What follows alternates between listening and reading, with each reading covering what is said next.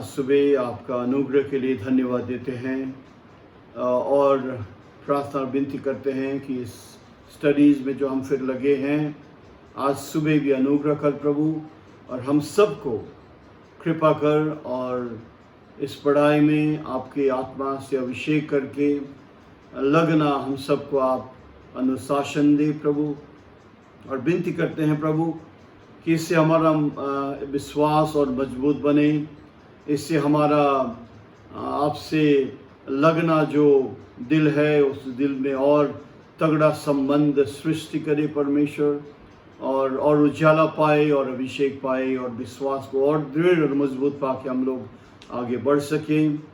हम प्रार्थना में याद करता है ब्रदर केंथो के परिवार को, जो अपने माँ को गुजर पाए कुछ दिन आगे।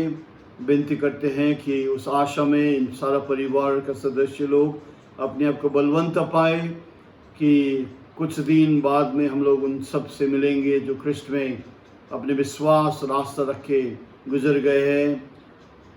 इस आशा और इस भरोसा में वो लोग अपने आप को इनकरेज कर पाए प्रभु, और उन सबको आप साहस दें।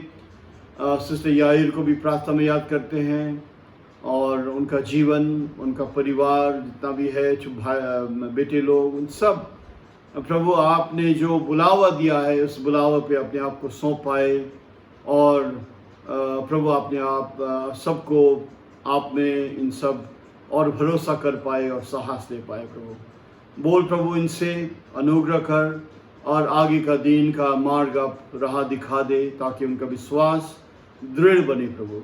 और हम सबको भी आज आपके हाथ में सौंपते हैं, प्रार्थना करते हैं जहाँ जहाँ भी प्रार्थना का दरकार है, आपका छुआई का दरकार है प्रभु, अनुग्रह कर उन सबको आप चंगा भला और आपका सामर्थ्य से बलवंत बना। इस सुबह और इस समय हम सबको आपके हाथ में सौंपते हैं। आपको महिमा, प्रशंसा और सदा सदा सदा तारीफ मिल पाए, यीशु मसीह के नाम से मांगते हैं, आमीन।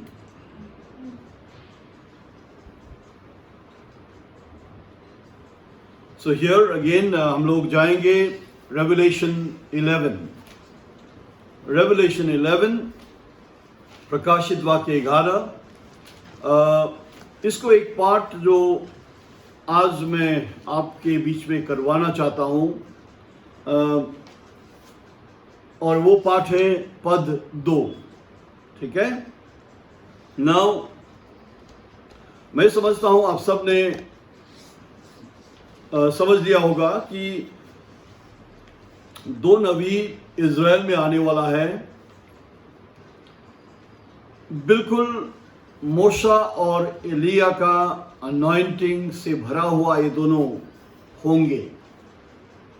इनके हाथ से चमत्कारी काम होगा, इनके हाथ से रहस्यमय काम होगा, इनके हाथ से और इनके प्रचार से आग और नाना तरीका का ये चमत्कारी काम ये कर पाएंगे, बुला पाएंगे। रिबका, गुड टू सी यू।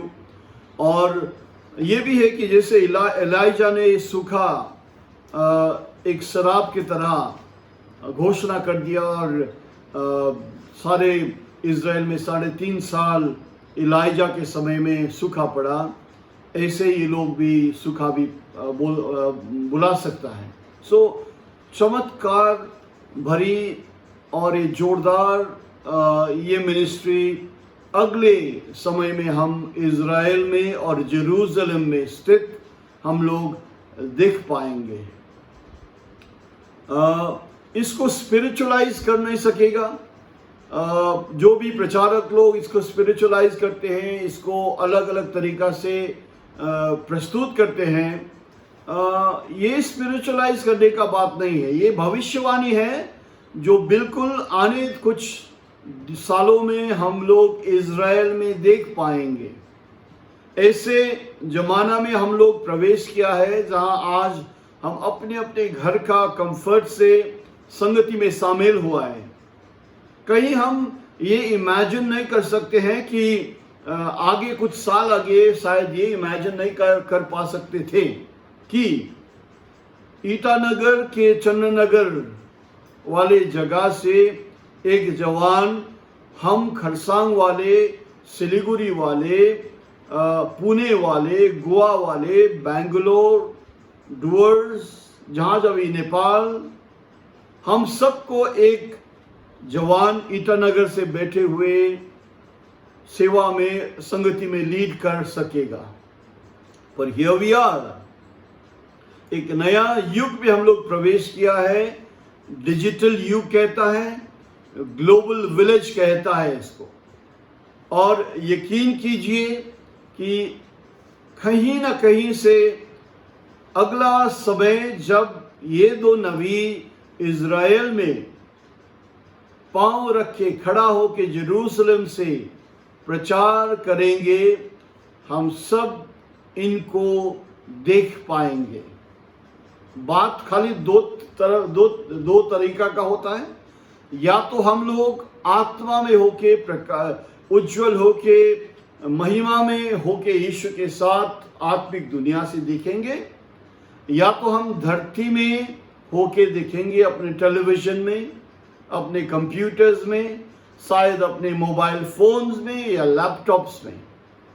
अगर आप आत्मा में होके इस घटना को आप विटनेस करोगे, ख्रिस्त का महिमा से भरा हुआ होके आप विटनेस करोगे, तो आपको बधाई हो कि आप रैप्चर में उठ गए हो। और यदि आप अपने घर के कंफर्ट से अपने टेलीविजन में और अपने सोफा में बैठ के अगर वो दर्शन धरती में होके देखोगे, तो शायद आप रैप्चर मिस किया है। सो वन वे और द अदर आप इस अध्याय को पूरा होते हुए आप देखोगे। प्रार्थना और विनती प्रभु से यही करना है हम सबको कि हम सब, जब तुरही फूकी जाएगी या शोफार का आवाज सुनाई देगा और ख्रिस्त में मरे हुए जो जितना भी जाग उठ पाएगा, तो हम भी जो जीवित थे आंख की एक निमेष में हम भी परिवर्तन पाए और यीशु मसीह के साथ हम भी उठ पाए। प्रार्थना ये होना चाहिए। मत डराइए, मत घबराइए, क्योंकि ये उठना और ये उठा ले जाना है बात आप और मेरा बल से करने वाला बात है नहीं। ये बात प्रभु के अनुग्रह से हम सब को उठा लेंगे प्रभु। बात यही है कि तब तक अनुग्रही होके हम लोग रहना है, विनम्र और बिल्कुल एक नम्र हालत में हम लोग चलना है। हर दिन यीशु के साथ अपने पश्चाताप और अपने काम बातों को अप टू डेट रखना है। ओके, सो सिंपली आप और मुझे हर दिन ओबीडियंटली चलना है। आप और मुझे, जैसे कि यीशु जीवित आप और मेरे बगल में है, मेरे नजदीक है, मेरे आगे है, मेरे साथ में है, ऐसे होके जीवन में चलना है।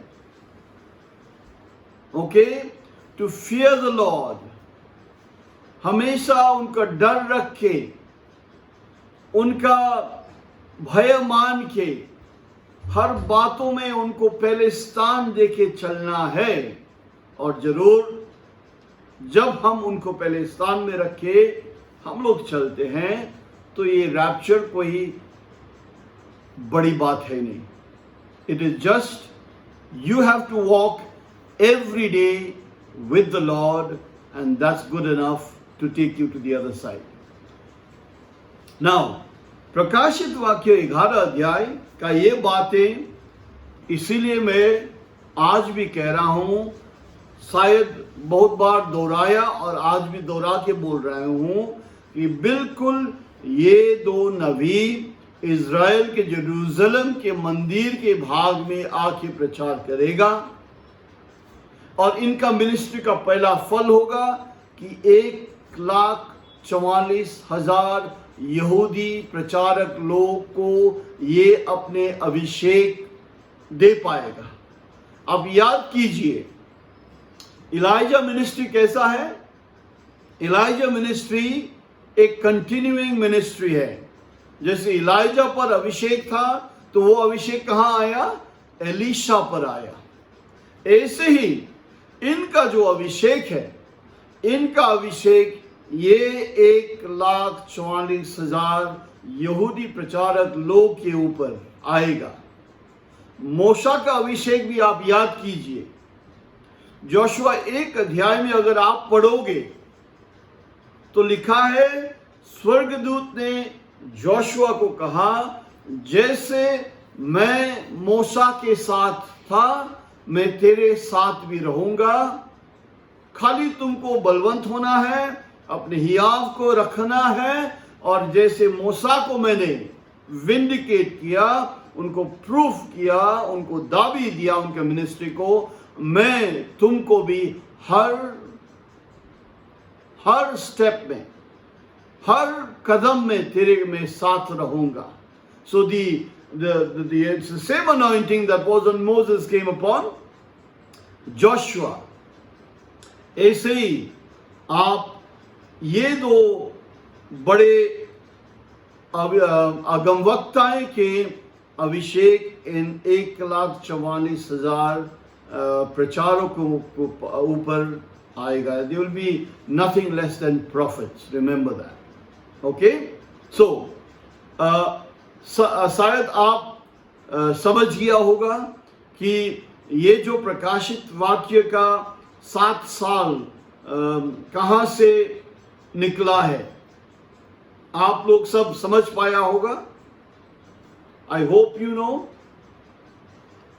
ये 7 साल वो बचा हुआ एक सप्ताह है जो दानियल ने भविष्यवाणी करके उन सप्ताहों कैसे गिना जाता था, कैसे कैसे उन सप्ताहों को गिना जाता था, कैसे लागू किया, कब से सप्ताहें शुरू हुआ, कब से रुक गया, वो सब दानियल की किताब में जो दिया गया है। और रहा है जो एक सप्ताह, उस एक सप्ताह या 7 साल का विवरण प्रकाशित वाक्य की किताब में आपको मिलेगा। सो अगेन, ये जो राष्ट्र 7 इयर्स जो बचा हुआ है इजराइल के लिए, ये 7 इयर्स को भी 2 भाग में डिवाइड किया गया है। पहले 3.5 साल, जो 3.5 साल 1260 दिन बराबर का समय है, और इस पहले भाग का 3.5 साल में ये 2 नबी मजेदार और गजब से प्रचार करेंगे। कोई रोक पाएंगे नहीं उनके भविष्यवाणी का दिन तक उनको, और बड़े बड़े महान काम हो जाएगा इज़राइल में। और सेकंड हाफ है, जब इनका भविष्यवाणी का दिन खत्म होगा, इनको मारा जाएगा, मरवाया जाएगा इनको। ऐसे घृणित उनका मन है कि मरा हुआ लोग को भी, लाश को भी दफनाने नहीं देगा। याद कीजिए, सड़ा रहता है 3.5 दिन तक जेरूसलम शहर के गलियों में इनका शरीर। जेरूसलम का लोग और संसार का लोग इन 2 प्रचारक के विरोध में जो खड़े थे, इन 2 प्रचारक का जो बातें उन लोग को बेवकूफी लगा, कोई सुनने वाला, समझने वाला, ग्रहण करने वाला बात नहीं लगा, वो लोग एक दूसरे को तोहफा देगा। पर आश्चर्य कर्म ये होगा कि 3.5 दिन के बाद इन दोनों, जैसे परमेश्वर ने यीशु मसीह को जिलाया, इन दोनों भी जीवित होके स्वर्ग में उठ पाएंगे। तब ये चमत्कार भी सारे लोग देख पाएंगे। ओके, अब हम लोग आज पद 2 पर रुकेंगे, पद 2 को देखेंगे हिंदी बाइबल, और प्रकाशित वाक्य 11 अध्याय और 2 पद मैं पढ़ रहा हूं।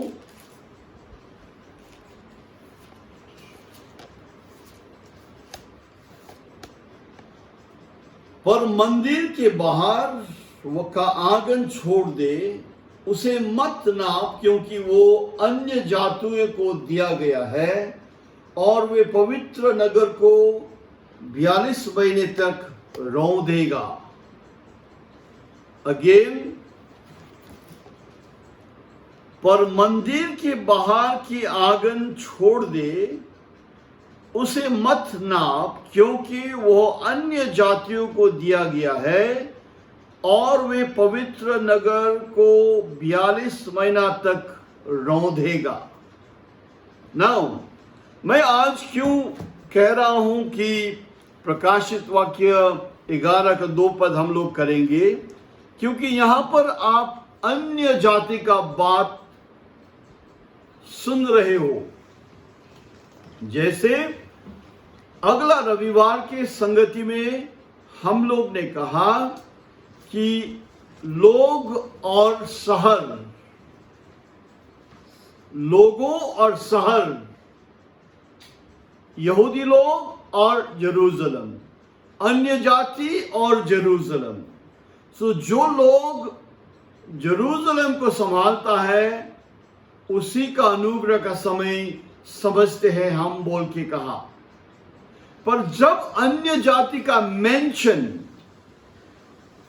प्रकाशित वाक्य 11 अध्याय का 2 पद में लिखा गया है, ये मत समझना ब्रदर्स सिस्टर्स कि फिर 42 महीना अन्य जाति के लिए ग्रेस एक्सटेंड हो गया।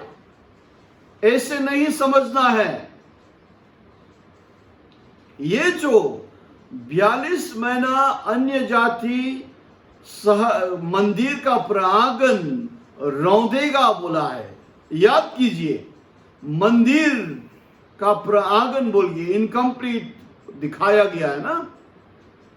ये जो 42 महीना अन्य जाति शहर को रौंदेगा बोल के जो विवरण दिया है, ये है वो भाग, ये है वो समय। जैसे कईयों प्रचारक लोग कहता है कि ग्रेट ट्रिब्यूलेशन 7 साल के लिए होगा। बाइबल इसको पुष्टि नहीं देता है। बाइबल का किसी भी जगह इसको पुष्टि नहीं देगा। जेकब्स ट्रबल कहता है ना, जरमाया नबी, ये खाली 3.5 साल होगा। द ग्रेट ट्रिब्यूलेशन, महासंकष्ट 3.5 साल के लिए होगा, 42 महीना के लिए होगा। तो ये जो आप और मुझे बाइबल में पढ़ते हैं कि leave the court outside and measure it not, for it is given unto the Gentiles and the holy city shall they tread under foot 40 months जो बोला गया है, वो है तब जब मध्य हफ्ता में, इन मिडवीक, एंटी क्राइस्ट आके मैं विकार हूं बोल के जेरूशलम में बैठेगा। उनके ऑर्डर से 2 नबी मारा जाएगा। उनका आज्ञा से, ऑर्डर से 2 प्रॉफिट्स मारा जाएगा, क्योंकि उनके ऊपर से मैंने अपना अभिषेक, परमेश्वर का अभिषेक उठ गया है। और ऐसे उनका मन है, खराब मन है कि मरा हुआ बदन को भी वो दफनाने नहीं देता है। देखिए ऐसे घृणित, वो 42 महीना वो टाइम है जब एंटी क्राइस्ट रूल करेगा और द ग्रेट ट्रिब्यूलेशन को वहां पर विवरण किया गया है। ये वो समय है जब रैप्चर के बाद जो छोड़ा हुआ लोग मर के अपने जीवन को बलिदान करके, मूर्ख निर्बुद्धिमती कन्या बन के ये लोग मर के मुक्ति उनको मिला जाएगा। Okay, now let's read revelation Daniel 9। वहां पर अपने निशाना रख सकते हो आप, और डैनियल 9 में हम लोग जाएंगे। नाउ कभी कभी ऐसे भी आप लोग को लगता होगा कि हम लोग सब कुछ जानते हैं, और हम लोग को शायद ज्यादा ही जानते हैं। नाउ नॉलेज कभी लोगों को घमंड से फूल देता है, ये कभी नहीं होना है। You know, the only purpose, एक ही कारण है, एक ही वजह है कि हम लोग स्टडी करके हम लोग इसको दोहराते हैं, क्योंकि ये बाइबल एक सेंसिबल किताब होना चाहिए। अगर आप समझोगे ये बाइबल को, आप अगर इन बातों को समझ पाओगे, समय समय अंतर्गत ये कहाँ होना है, वो कहाँ होना, आप समझते हो, और जब आप समझते हो तो इस पर आप भर कर सकते हो, भरोसा कर सकते हो। आप भरोसा करते हो तो आप इनका लायक आप जीना शुरू करते हो।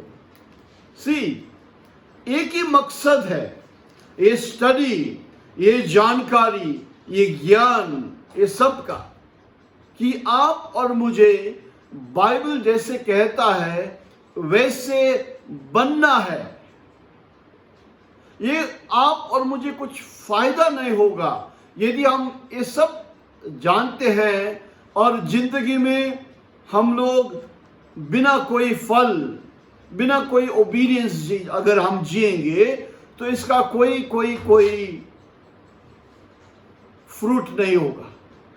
ओके, सो आज after we understand all these things, ये सब बातें समझ के आप और मेरे जीवन को मुड़ना है, आप और मुझे अच्छा से चलना है आज्ञाकारी बन के। इसीलिए तो मैंने आपको कहा ना, इनोक वॉक्ड विद गॉड लिखा है।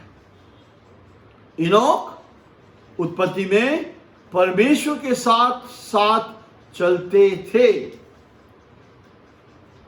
परमेश्वर तो किसी को दिखाई नहीं देता है, परमेश्वर तो इनोक के साथ घर में आके बैठा तो थे नहीं, पर मतलब जो बातें परमेश्वर अच्छे मानते थे, जो बातें परमेश्वर में ग्रहण योग्य था, जो बातें से परमेश्वर प्रसन्न होते थे, उन्हीं बातों ध्यान रखकर इनोक परमेश्वर का भय, परमेश्वर का डर लेकर हर अपने जिंदगी का पहलू चलाते थे। Right, that's the meaning of that. तो इसीलिए आज हम सब भी ये समझ के बड़े बड़े मोटा मोटा दिमाग लेके और घमंड से फूल के चलना ऐसे बात है नहीं। अगर आप इन बातों को आप समझते हो और इन बातों पर अपने जीवन आप बसाते हो, तो निश्चय एक काम आपके जीवन में प्रकट होगा, वो है नम्रता, वो है बुद्धि, वो है संसार से आप अलग रहोगे। Be not conformed to the image of the world लिखा है।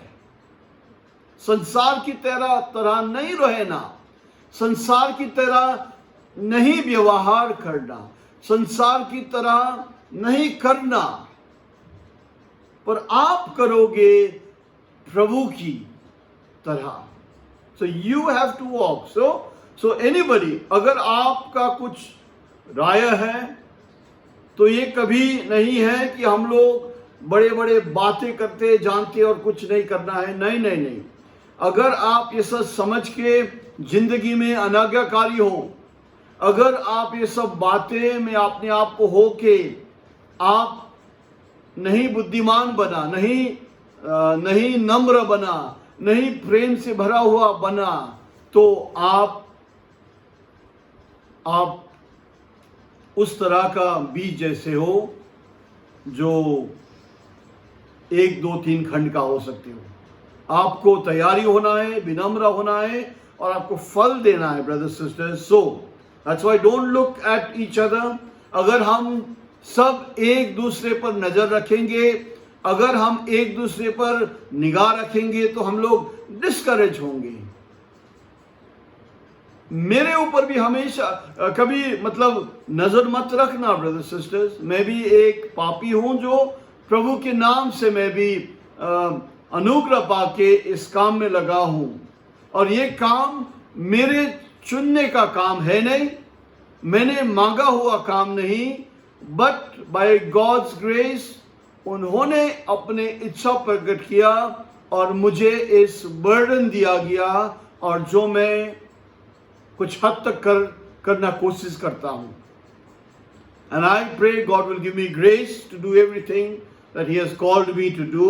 And I pray कि आप सबको भी प्रभु अनुग्रह करे और आप उस तक पहुंच सके, वहां तक पहुंच सके जहां तक आप सबको प्रभु ने बुलाया है। ओके, सो डैनियल 9 हम लोग ने 24 पढ़ा,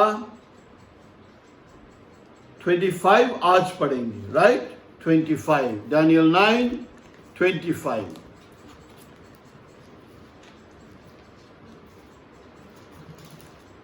ऐसे लिखा है, इसलिए ये जान और समझ ले कि यरूशलेम को फिर बसाने की आज्ञा के निकलने से लेकर अभिषिक्त प्रधान के समय तक 7 सप्ताह बीतेंगे। तो समय कहां से शुरू हो रहा है? जब नेहमाया आर्टेक्सस राजा द्वारा उनको आज्ञा दिया गया कि जाओ, मेरा इजाजत है, तुम जेरूसलम को बना सकते हो। अभिषिक्त प्रधान मतलब मसीह। फिर 62 सप्ताह के बीतने पर चौक और खाई समेत वह नगर कष्ट के समय में फिर बसाया जाएगा।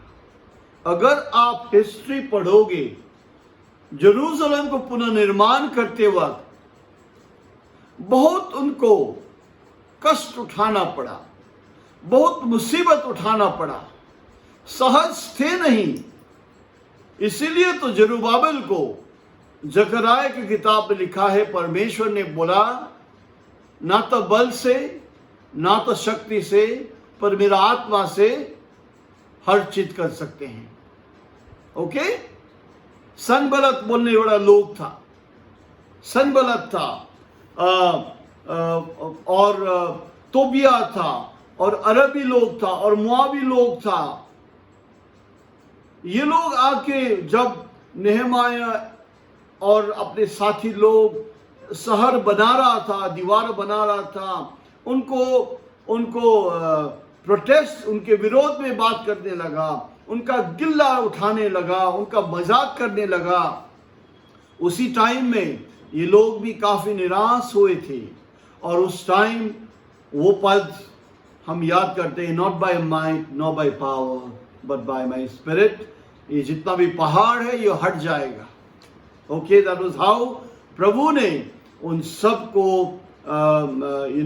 एनकरेज किया। तो लिखा है कि खाई और चौक समेत वो नगर कष्ट के समय में फिर बसाया जाएगा। आप पढ़ सकते हो उन बातों नेहमाया का 3 अध्याय और ये किताब में। फिर 62 सप्ताहों के बीतने पर चौक और खाई समेत वो नगर कष्ट में फिर बसाया जाएगा। 26 उन 62 सप्ताहों के बीतने पर अभिषिक्त पुरुष काटा जाएगा। Brother Taiyang, praise the Lord. Panyang, praise the Lord. अभिषिक्त व्यक्ति, that is यीशु मसीह 62 हफ्ता बीतने पूरा होने पर वो मारा जाएगा। जब यीशु मसीह मरा तो 62 हफ्ता भी कंप्लीट हुआ। तो 7 हफ्ता 7 और 62 weeks, that makes 69 weeks was completed जब यीशु मसीह क्रूस पर मर गया. Okay, so do you understand that? अब now मैं आपको थोड़ा बोर्ड भी ले जाना चाहता हूं. लिखा है ऐसा, this is quite short, no? Is there an external mic? No external mic, huh? Is there a mic? No.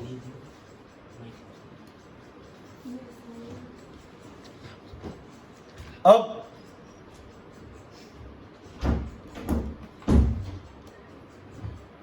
यहाँ देखो ने भाई, मैं डालना देखो ने भाई उसकी हाथ में देखो नहीं.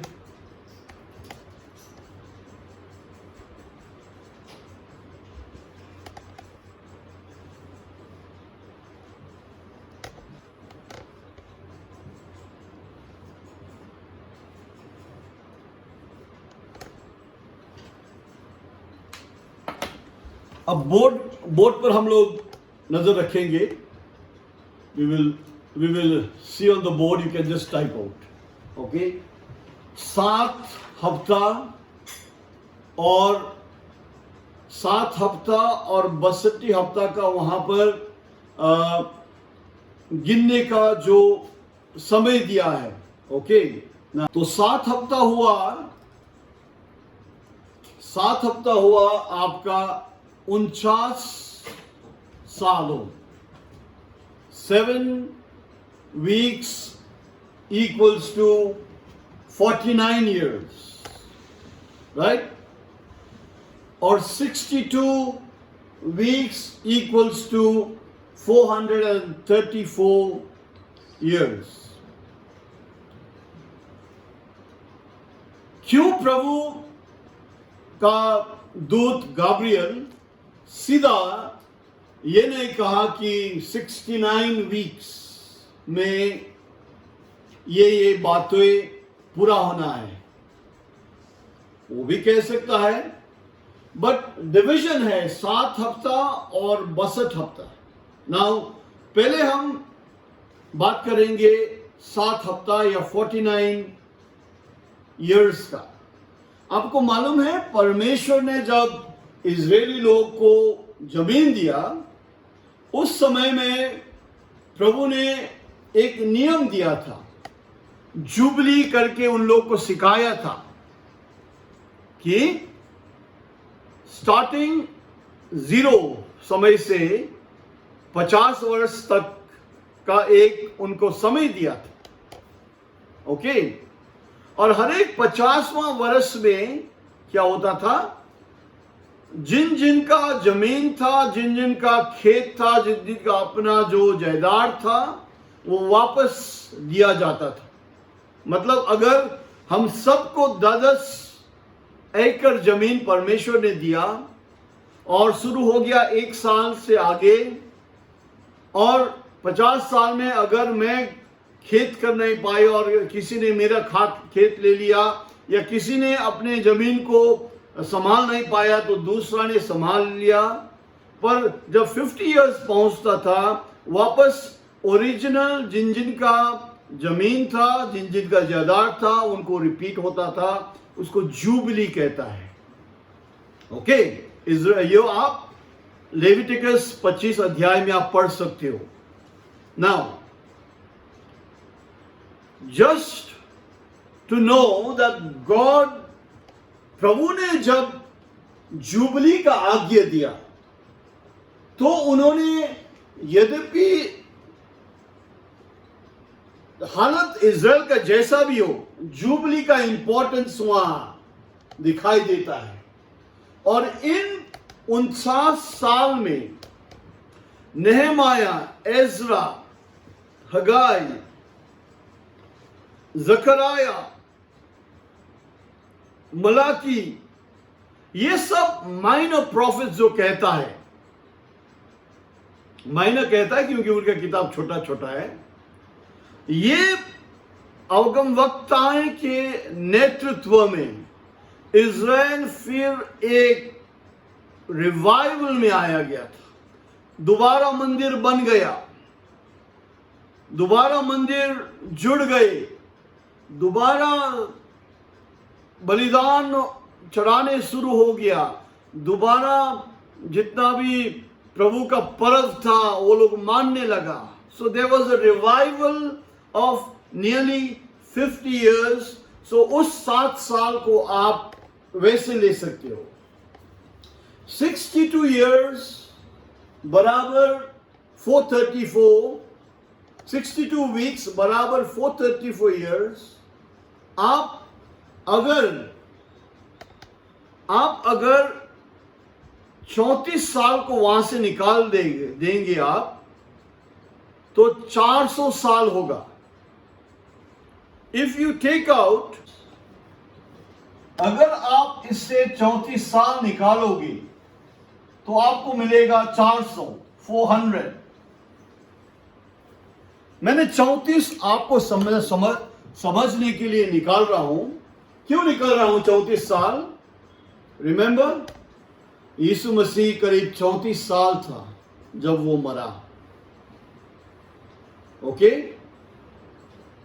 So that marks the time of Jesus Christ, जन्म से मरण तक, कलवरी तक, बेथलेहम से गोलगोथा तक 34 साल. अगर वो निकाल दोगे तो 400 साल आपको मिलेगा. और अगर क्रिश्चियन हिस्ट्री में आप जाओगे, क्रिश्चियन हिस्ट्री में ये बोला जाता है कि मलाकी के बाद 400 साल का साइलेंट ईयर्स कहता है. 400 साल कोई नबी आया नहीं, कोई अगमवक्त आया नहीं, कोई परमेश्वर का नया किताब लिखा गया नहीं. 400 silent years. So you can look at it that way also. Okay? Now, पढ़ेंगे, फर्दर जाएंगे. 26 पद. उन 62 सप्ताहों के बीतने पर अभिषिक्त पुरुष काटा जाएगा और उसके हाथ कुछ ना लगेगा, और आने वाला प्रधान की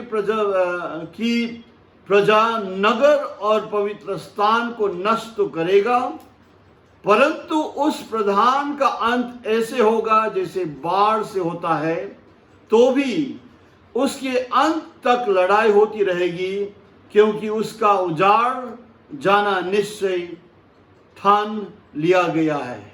Let me read it in English. After 62 weeks shall Messiah be cut off, but not for himself. And the people of the prince that shall come shall destroy the city and the sanctuary, and the end thereof shall be with a flood.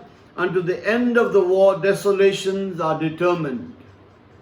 जो लिखा गया है, Messiah मारा जाएगा और उसके बाद एक प्रिंस कहता है ना, इनमें भी क्या लिखा है? प्रधान. अब ये 26 पद का दूसरा जो प्रधान लिखता है ना, वो प्रधान मसाया है नहीं. अंग्रेजी में तो मसाया लिखा है और प्रिंस लिखा है. हिंदी में अभिषिक्त लिखा, पुरुष लिखा है और प्रधान लिखा है. वो प्रधान है रोमी जनरल टाइटस, जिनके हाथ से जेरूसलम और मंदिर सब बर्बादी हुआ था AD 70 पर. ओके, वेस्पासियन का बेटा टाइटस, जिस बंदे ने जेरूसलम को बर्बादी किया, उसको रेफर करते हैं दानियल 9:26 का सेकेंड हाफ में. आज तो हमारे पास गूगल है, विकिपीडिया है, यूट्यूब है, आप कहीं भी आप देख सकते हो AD 70 करके. राइट नाउ ब्रदर्स सिस्टर्स, जैसे हम प्रकाशित वाक्य 11 के विषय में बात कर रहे हैं, 1 सप्ताह या 7 साल. Okay, now there is only 7 years left. और वो 7 years के विषय में डैनियल 9:27 में लिखा है, सरल लिखा है दानियल 9:27 में, वो प्रधान 1 सप्ताह के लिए बहुतों के संग दृढ़ वाचा बांधेगा. वो प्रधान मतलब रोमी प्रधान जो हम लोग कह रहा है टाइटस था. अब आप समझ रहे होगा कि टाइटस अभी भी जीवित है. नहीं, यहां पर एक रहस्य है. पद 26 और पद 27 के बीच में अन्य जाति का समय 2000 साल सैंडविच के तरह बैठा है. सो time stopped at the crucifixion for the Jews, और जब यहूदी के लिए क्रूसिफिक्शन में समय रुक गया, अन्य जाति का समय वहां से चल पड़ा. और जब दानियल का 9:27 दोबारा शुरू होगा, अन्य जाति का समय बंद हुआ होगा. सो दैट मीन्स जैसे एक सैंडविच की तरह पद 26 और पद 27 के बीच में 2000 years of Gentile time वहां पर रखना है. और जो वो 27 पद में प्रधान के विषय में बात किया है, अब प्रधान तो वही टाइटस है 26 पद का, पर नाउ अब आप और मेरे ध्यान में क्या लेना है? प्रकाशित वाक्य 13 अध्याय. याद खाली कीजिए, मैं समुंदर के किनारा खड़ा था, यूहन्ना कहता है, और समुंदर से मैंने एक प्राणी निकलते हुए देखा जो एक सिंह का तरह था, एक भालू का तरह था, एक चीता का तरह था, तेंदुआ का तरह था. और उसका जो 7 सिर में एक घातक चोट था, पर वो घातक चोट ठीक हो गया था. So the beast carries on. Remember, Daniel ने 4 पशुओं देखा था. पहले सिंह जैसा, दूसरा भालू जैसे, तीसरा तेंदुआ जैसे, और चौथा भयानक जिसका बड़े सिर था और 10 सींग था, जो प्रकाश में हम देखते हैं 7 सिर होकर निकलते हैं. सो ये वो पशु है जो था और नहीं था और फिर जाग गया है. मतलब रोमी साम्राज्य एक शारीरिक साम्राज्य होके आज एक आत्मिक साम्राज्य में होके सारा संसार में फैल गया है. The Roman Catholic Church rules everything, everywhere. Europe, Latin America, Mexico, India, Africa, all over the world. China. See? Now, ये जो प्रधान इसीलिए कहा गया है 27 पद में, वो प्रधान आज का रोमी सरकार का प्रधान, और वो कौन होगा? Nobody but the Pope of Rome. So प्रकाशित वाक्य 11 का जो बात है, जब शुरू होगा, रोमी साम्राज्य चल रहा है. याद कीजिए, योल नबी लिखता है ना 4 प्राणियों का नाम, the palmer worm, the locust, the cankerworm and the caterpillar. जो दानियल ने सिंह देखा, योल नबी कहता है वो palmer worm है। जो दानियल ने भालू देखा वो लोकस्ट कहता है जोएल। जो दानियल ने तेंदुआ देखा, चीता देखा, वो कैंकवर्म कहता है जोएल। और जो दानियल ने बड़े भयानक पशु देखा, रेफर करते हैं जोएल उसको कैटरपिलर बोल के। Okay, so here we are, and he shall confirm the covenant with many for 1 week. अब एक सप्ताह कब शुरू होगा? ये रहा जो एक सप्ताह कब शुरू होगा? दोबारा एक संधि, वो लोग बाचा बांधेंगे, और इस बाचा जब बांधेंगे तो इसका मध्यस्थ होगा रोमी राजकुमार या रोमी प्रधान, और वो आज के जमाना में है the Pope of Rome. That means जब अन्य जाति का समय खत्म होता है, या जब इज़राइल का समय रहा हुआ 7 साल शुरू होगा, तब एक अग्रीमेंट साइन होना है। जैसे ही आप याद कीजिए 70 हफ्ताएं कब शुरू होगा बोल के नेहमाया को परमेश्वर ने बोला था, गाब्रियल ने बोला था, जब शहर का दीवारें, जब दानियल को बोला था दीवारें बन जाएंगे तब से समय शुरू। ऐसे भी लास्ट का 7 ईयर भी एक संधि में जब हस्ताक्षर होगा रोमी प्रधान के मध्यस्थ में होके, तब शुरू होगा। नाउ द क्वेश्चन इज, ये संधि कब साइन होगा, कैसे साइन होगा, क्यों होगा? आपको मालूम होगा, एक बाचा अगर कहीं एक अग्रीमेंट करना है तो कहीं झगड़ा होगा ना पहले। अगर झगड़ा नहीं हुआ तो सब कुछ मिला हुआ है, तो अग्रीमेंट क्यों करें, मीटिंग में क्यों बैठे?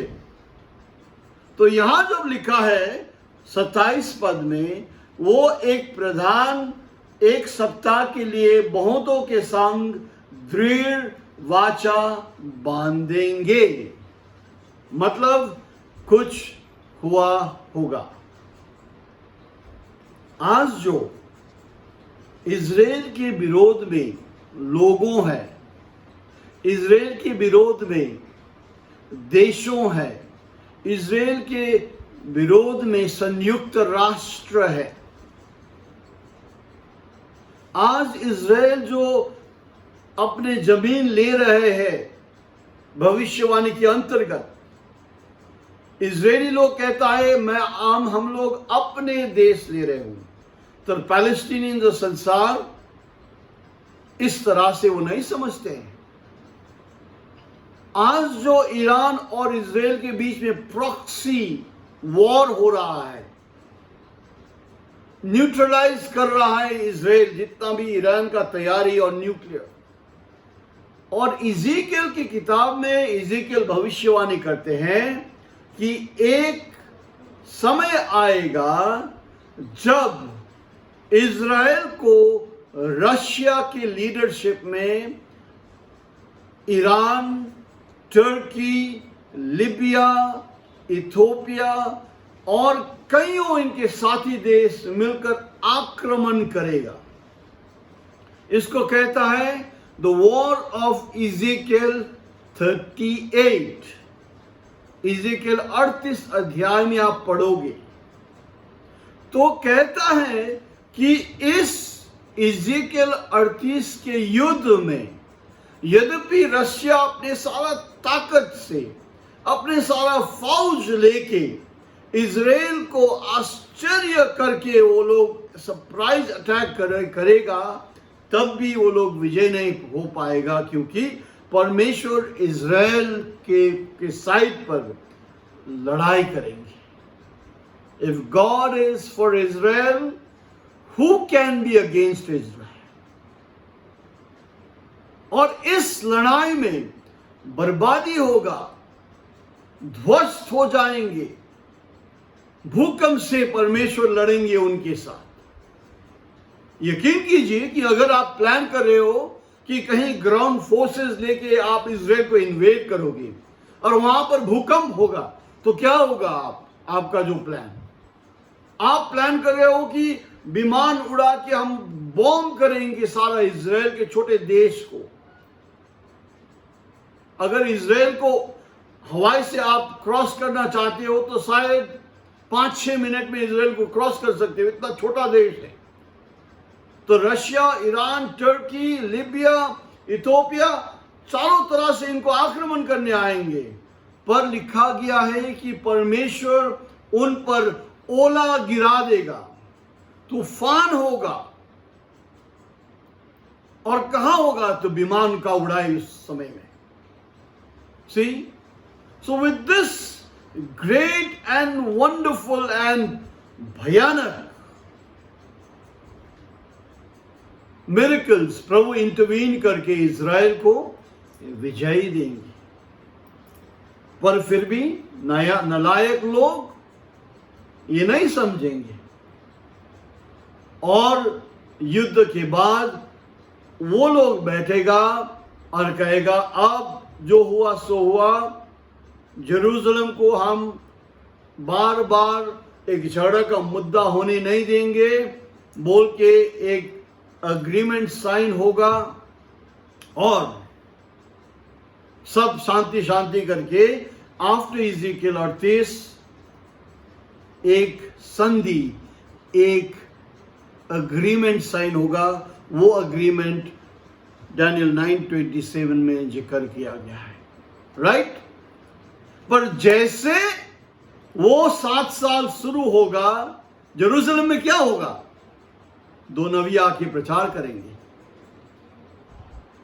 संसार को उल्टा पुल्टा कर देंगे। यूनाइटेड नेशंस के बातों के खिलाफ वो लोग करेंगे, संसार का हर प्लान के विरोध में वो लोग बात करेंगे। तो क्या संसार को लोग मानेगा? द पोप ऑफ रोम मानेगा? तो इसीलिए कहता है बीच में, परंतु आधे ही सप्ताह के बीतने पर वो मेल बलि और अन्न बलि को बंद कर देगा। देखिए, जैसे रेवलेशन में 3.5 साल और 3.5 साल का विभाजन किया है, दानियल भी कहता है यद्यपि वो लोग संधि मानेंगे, वो 3.5 साल में भूल जाएगा परमेश्वर का वो भयानकपन, और वो आके मेल बलिदान, अन्न बलिदान बंद कर देगा। मतलब आके जेरूसलम में हस्तक्षेप करेगा। अब हम पढ़ेंगे साथ साथ, यहां पर हाथ रखिए, रेवलेशन 11 का 7 पद। और जब ये 2 नबी अपने साक्षी का दिन पूरा करेगा, तो जो पशु अगाध खाड़ से जो निकल जाएगा, इनके विरोध में लड़के उनको मारेगा। Okay, the beast that ascends out of the bottomless pit will kill these prophets. मतलब तब तक तो पोप एकदम अच्छा था, बट एट दिस पॉइंट क्या होता है, वो जो दुष्ट आत्मा जो अगाध खाड़ से निकला है, उस दुष्ट आत्मा से वो अभिषेक होके अब अलग सा एक आदमी बन के वो 2 नबी को मारेगा। वही बात दानियल 7 में लिखा है, परंतु आधे ही सप्ताह में के बीतने पर वो मेल बलि और अन्न बलि को बंद कर देगा। सी, सो दोनों साइड ये लिखा गया है। और वो तब 1260 दिन बीत गया होगा या आधा सप्ताह बीत गया होगा या 3.5 साल बीत गया हुआ होगा, और जब 2 नबी को मारा जाएगा उसके बाद वो सिग्नल है the start of the great tribulation.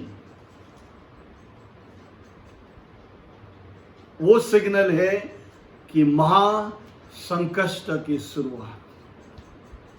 कुछ लोग ने मुझे प्रश्न किया कि आपने कहा कि आज ये जो कोरोना का जो इंजेक्शन का बात चल रहा है वो एक रिहर्सल बोल के आपने कहा, उसका मीनिंग क्या है? मैं ये नहीं बोल रहा हूँ कि जिन ने भी इंजेक्शन लगाया है और टीकाकरण हो गया कि आप सब छप्पा लगाया है, नहीं बोल रहा हूँ। मतलब जिस ढंग से आज गवर्नमेंट इधर से भी उधर से भी छेक के हर एक आदमी को मजबूर कर रहा है, तुम उड़ नहीं पाओगे विमान में, तुम अपने ऑफिस ज्वाइन नहीं कर पाओगे, तुम अब मिनिस्ट्री में जा नहीं पाओगे जब तक तुम ट्रैवल नहीं कर पाओगे करके जो बिल्कुल मजबूर कर रहा है। ये जो एक रिहर्सल बोल रहा हूं मैं actually. In the coming days also imagine, ये 2 नबी जब प्रचार करेंगे संसार की तरह मिलने वाला बात तो नहीं करेगा। हर परमेश्वर का आदमी ऐसे होता है, परमेश्वर जो कहता है वही करेगा। अगर कोई आदमी हर बात में अगर कॉम्प्रोमाइज करता है, मिला जुला रहता है, तो शायद वो परमेश्वर का आदमी नहीं है। तो जब ये बातें ये प्रचारक संसार को उल्टा पुल्टा कर देगा, तो मध्य हफ्ता में आके ये 2 नबी को मार के महासंकट का समय शुरू हो जाता है। और जब ये 2 नबी मारा जाएगा तो 1,44,000 संसार में फैलेगा, राइट? यहूदी का ही समय है।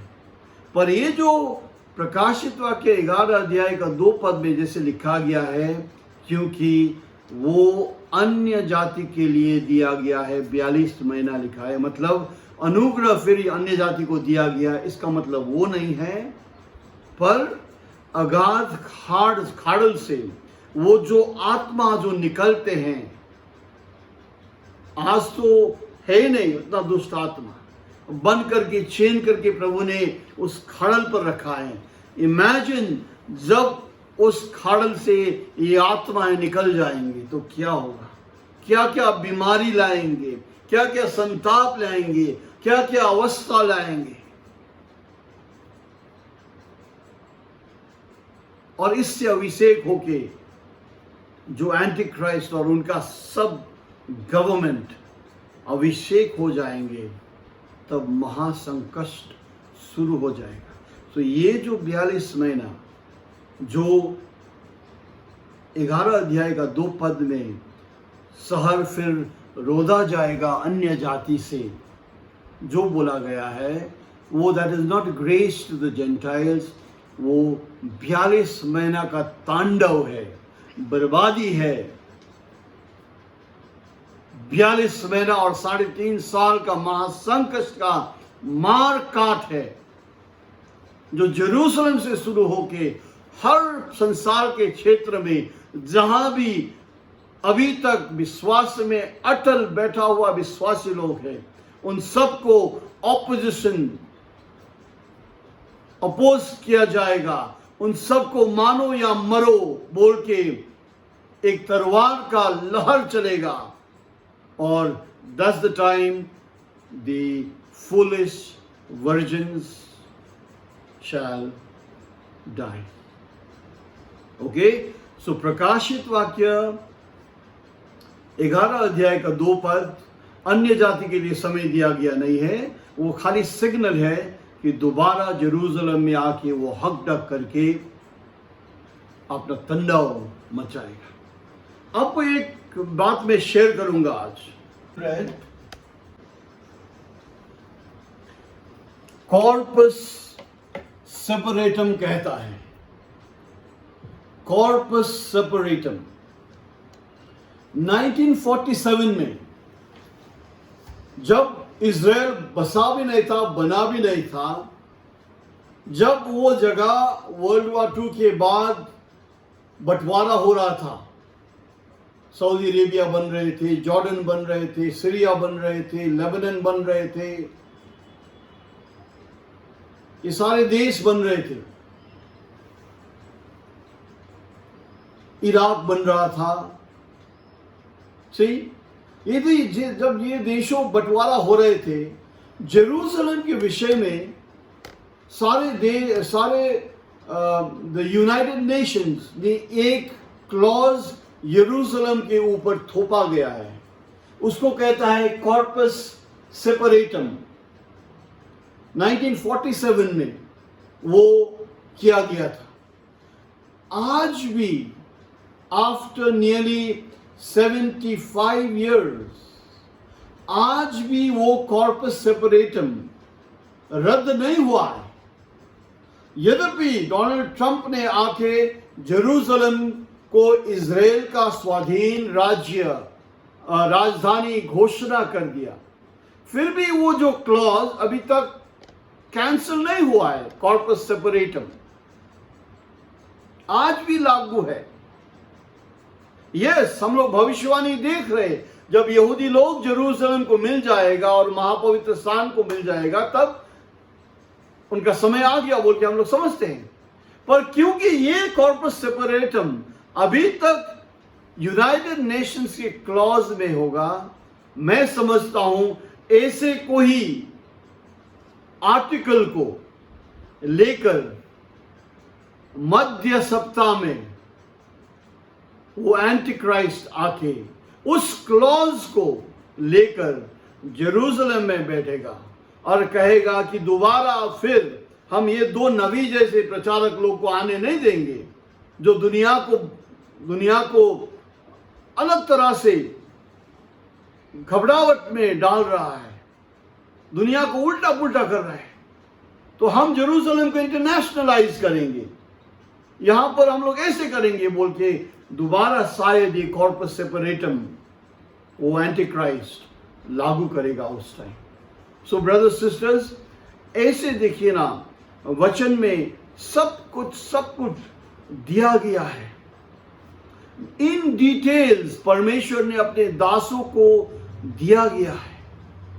आज we are very very privileged, हम लोग बहुत भाग्यशाली है कि आज ये बातें हम लोग समझ पाते हैं।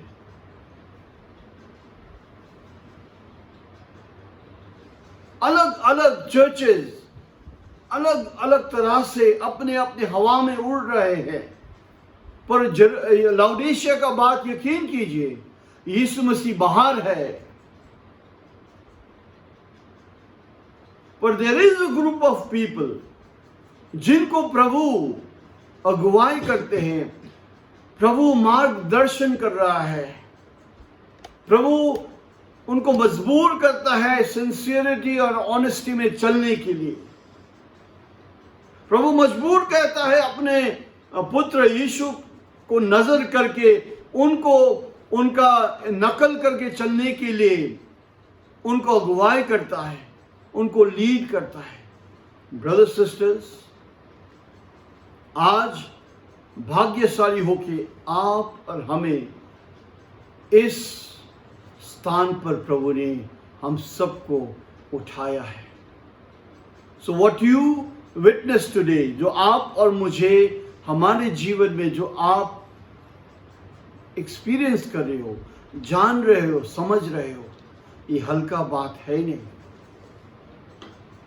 बट देन, जैसे लोग कहता है, you have to put your foot where your faith is.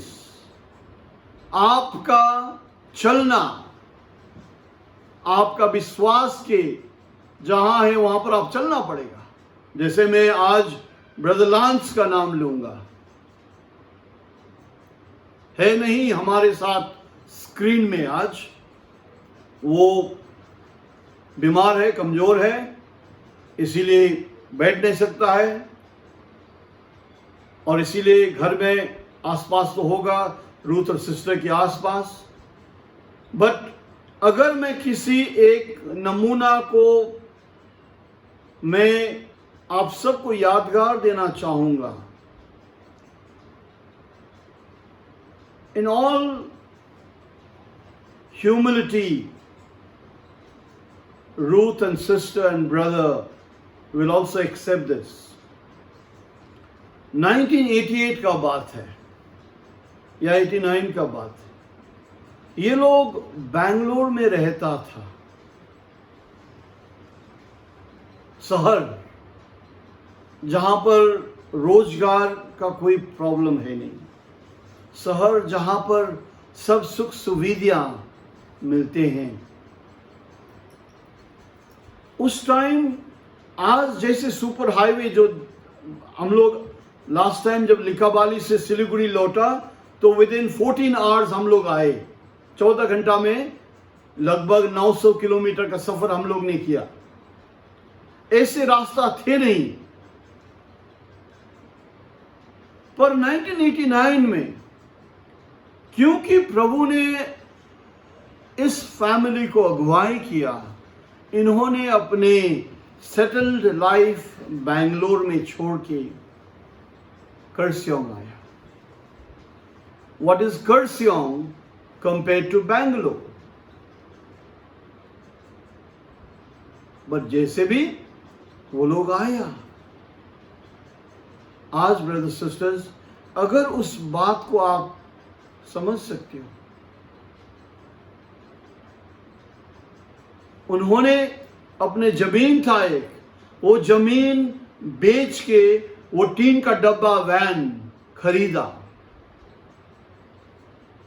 Van सबसे असुरक्षित गाड़ी है,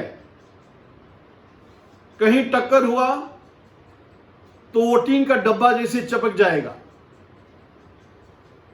पर ब्रदर और सिस्टर एक बड़े जिंदगी का डिसीजन लेके उस गाड़ी खरीद के कर्सियोंग आया। वन एग्जाम्पल हमारे आगे कि they left everything and they came way God led them. Of course प्रभु के हाथ में आप अपने आप को सौंपते हो तो वो कभी आपको भूखा नहीं छोड़ते हैं। We have seen God's faithfulness, how प्रभु ने इनको सपोर्ट किया, इनको प्रभु ने देखभाल किया, और इनके जीवन से हम बहुत लोग बहुत आशीष मिला है। आज ब्रदर सिस्टर्स, आप और मुझे भी ये समझ मिला है कि बाय गॉड स्पिरिट आप और मैं भी समझ रहा हूं कि समय यहाँ तक पहुंचा है। आप और मुझे क्या करना है, कैसे जीना है, आप कदम चाल सकते हो। That will be your walking with God like Enoch walked with God.